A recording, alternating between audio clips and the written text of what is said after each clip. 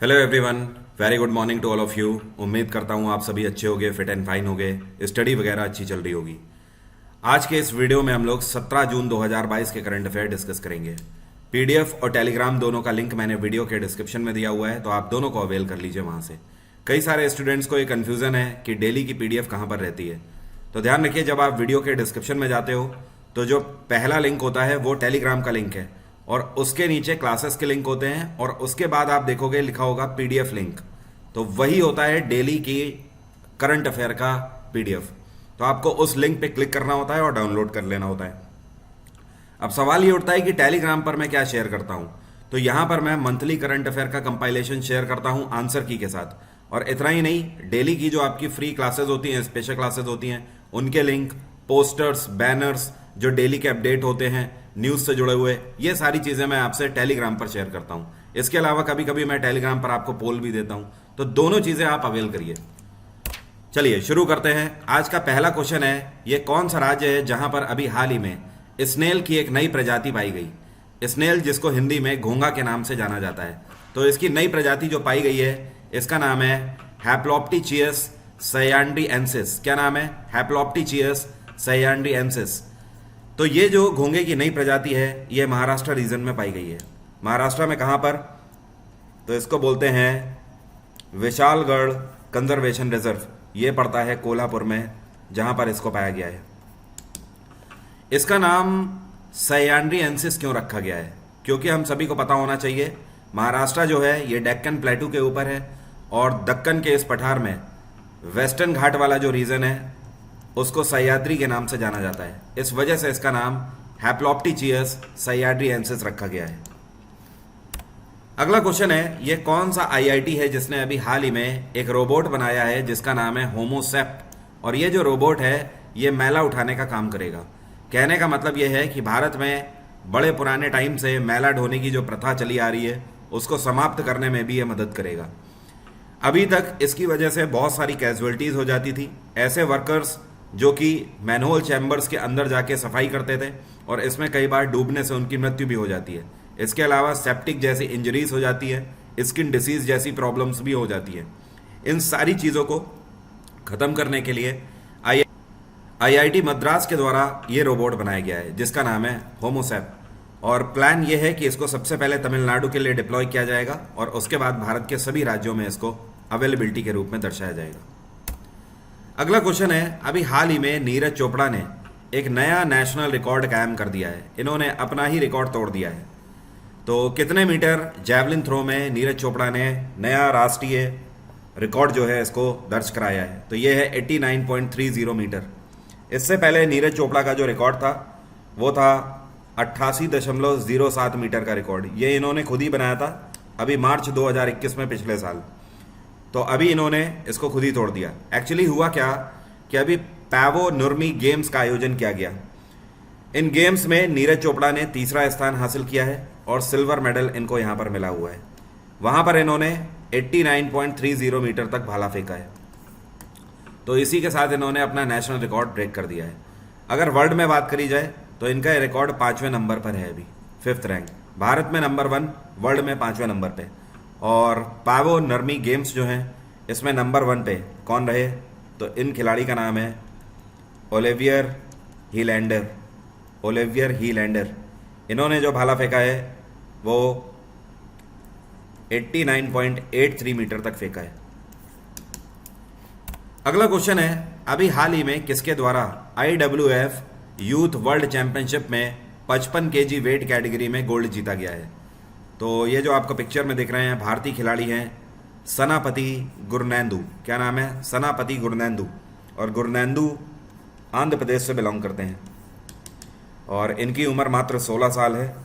और same event में अगर आपसे पूछा जाए कि किस महिला खिलाड़ी ने गोल्ड जीता है, तो IWF वर्ल्ड चैंपियनशिप में ये भारतीय महिला खिलाड़ी हैं। इनका नाम है आकांक्षा वैवाहारे। क्या नाम है? आकांक्षा वैवाहारे। इन्होंने 40 केजी वेट कैटेगरी में गोल्ड जीता है भारत के लिए। तो आपको दोनों के नाम ध्यान रखने हैं।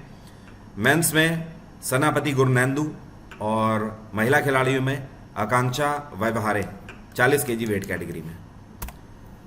अगला क्वेश्चन है, ये कौन सा शहर है जहां पर प्रधानमंत्री नरेंद्र मोदी के द्वारा जगत गुरु श्री संत तुकाराम महाराज शिला मंदिर का उद्घाटन अभी हाल ही में किया गया?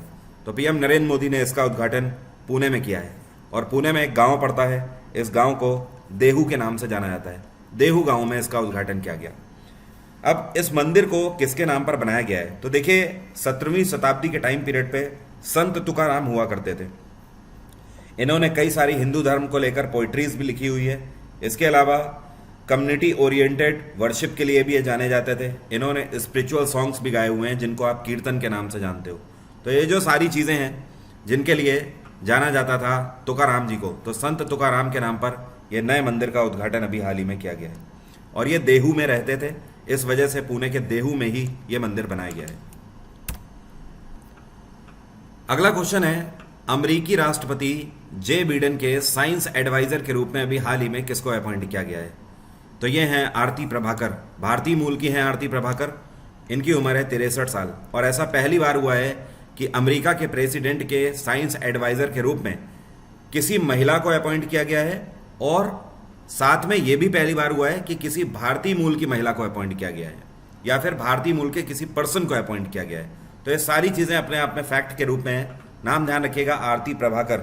और ये यहाँ पर सक्सीड कर रही हैं एरिक लैंडर को। किसको? Eric Lander. इनसे पहले साइंस एडवाइजर थे यहाँ पर। अगला क्वेश्चन है, ये कौन सा वेब ब्राउजर है जो कि 27 साल के बाद रिटायर हो रहा है? तो 27 साल की सर्विसेज देने के बाद ये वेब ब्राउजर है माइक्रोसॉफ्ट का प्रोडक्ट इंटरनेट एक्सप्लोरर। पिछले साल मैंने आपको करंट अफेयर में बताया था कि ये फैसला 2021 में ही माइक्रोसॉफ्ट ले चुकी है कि अगले साल मतलब 2022 में 15 जून 2022 से इसकी सेवा समाप्त कर दी जाएगी। तो अभी 15 जून परसों के दिन निकला है और तब से इंटरनेट एक्सप्लोरर की सेवा समाप्त कर दी गई है। इसको माइक्रोसॉफ्ट ने 1995 में लॉन्च किया था। तो पूरे 27 साल की सेवा इसने आईटी सेक्टर में दी हुई है। माइक्रोसॉफ्ट की स्थापना 1975 में करी गई थी और इसके सीईओ सत्य नडेला हैं। कौन है? सत्य नडेला। अगला क्वेश्चन है, ये कौन से सिंगर हैं जो कि अभी ग्रसित हो गए हैं रैमसे हंट सिंड्रोम से? रैमसे हंट सिंड्रोम इसको साइंटिफिक भाषा में बोला जाता है, लेकिन बेसिकली अगर देखा जाए तो इसमें चेहरे के एक तरफ में पैरालिसिस हो जाता है। तो ये जो आपको पिक्चर में दिख रहे हैं इनको आप जानते ही होंगे, जस्टिन बीबर का जो फेस का एक साइड है ये पैरालाइज हो गया है एक तरफ से। इसमें एक्चुअली होता क्या है कि जो कान है इसके पास की जो एक नर्व है वो अफेक्ट हो जाती है और इसका जो असर देखने को मिलता है ये वेरिसेला जोस्टर वायरस की वजह से देखने को मिलता है। यहाँ पर मैं लिख देता हूँ, वेरिसेला जोस्टर वायरस। तो एक तरीके से आप बोल सकते हो ये वायरस का इफेक्ट है जिसकी वजह से ये पैरालाइज्ड हो गए हैं। अगला क्वेश्चन है, which country has overtaken Saudi Arabia to become India second biggest oil supplier? कहने का मतलब ये है कि भारत को दूसरे नंबर पे अभी तक सबसे ज़्यादा ऑयल की सप्लाई करता था सऊदी अरेबिया। तो सऊदी अरेबिया को कौन से देश ने पछाड़ दिया है? तो ये है रशिया। रूस ने भारत को ऑयल सप्लाई मई के महीने में करके सऊदी अरेबिया को पछाड़ दिया है। पिछले महीने मई के महीने में भारत ने 25 मिलियन बैरल्स जो क्रूड ऑयल है ये लिया हुआ है रशिया से और इसी के साथ सऊदी अरेबिया पीछे हो गया। आपको पता है सबसे ज़्यादा क्रूड ऑयल हम कौन से देश से लेते हैं? नंबर 1 पे इराक से सबसे ज़्यादा क्रूड ऑयल लेते हैं।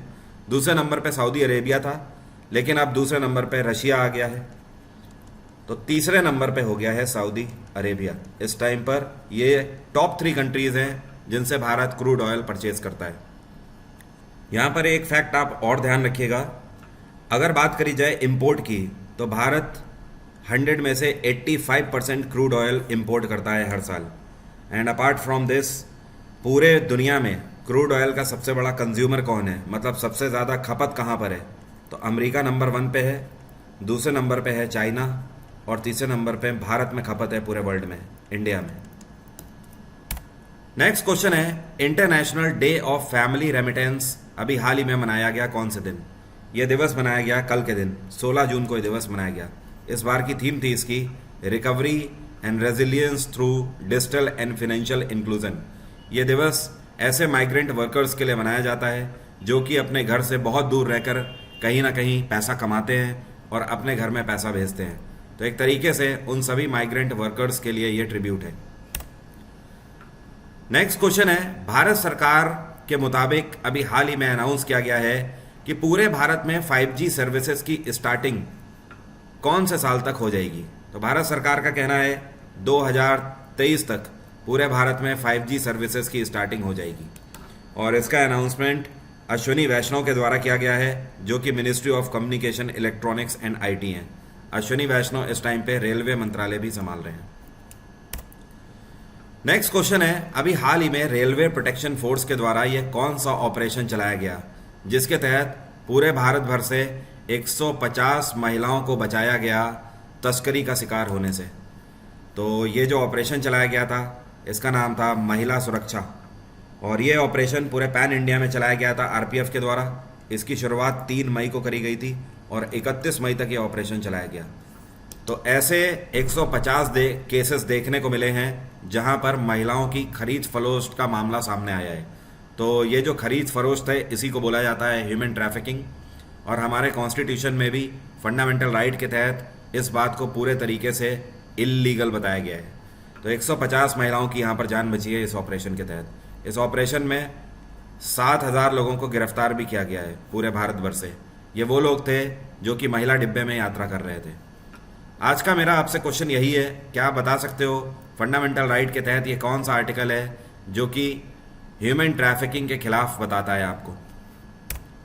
अगला क्वेश्चन है, अभी हाल ही में कर्नाटक के लोकायुक्त के रूप में किसको अपॉइंट किया गया है। तो ये कर्नाटक हाईकोर्ट के रिटायर्ड जज हैं, इनका नाम है जस्टिस BS पाटिल। क्या नाम है? Justice BS Patil. और यहाँ पर ये सक्सीड कर रहे हैं जस्टिस P विश्वनाथ शेट्टी को। P विश्वनाथ शेट्टी, इनको ये सक्सीड कर रहे हैं। जिस तरीके से पूरे भारत के लिए एक ऑफिस होता है लोकपाल, जिसको हम बोलते हैं, लोकपाल का काम होता है केंद्र सरकार को मॉनिटर और कंट्रोल करना कि अगर केंद्र सरकार में करप्शन हुआ है तो उसकी जांच करना। उसी तरीके से हर राज्य के अंदर लोकायुक्त होता है, इसकी भी जिम्मेदारी यही होती है राज्य सरकार को मॉनिटर और कंट्रोल करना करप्शन चार्जेस में। अगला क्वेश्चन है, यह कौन सा शहर है जहां पर भारत की पहली ऐसी रोड बनाई गई है जिसमें स्टील स्लैग का यूज किया गया है। स्टील स्लैग का मतलब समझते हो? जितने भी स्टील के कारखाने हैं वहां पर जब स्टील से चीजें बनाई जाती हैं तो उसके बाद जो उसका बुरादा बचता है, जो वेस्टेज बचता है, that is called steel slag. तो स्टील स्लैग से भारत में पहली बार ये रोड बनाई गई है। माफी चाहता हूं।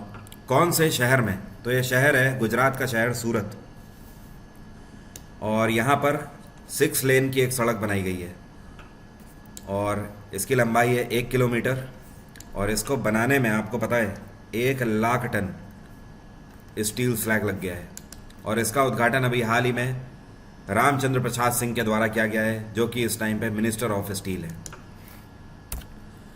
अगला क्वेश्चन है, IMD के द्वारा अभी हाल ही में वर्ल्ड कॉम्पिटिटिवनेस इंडेक्स 2022 जारी किया गया।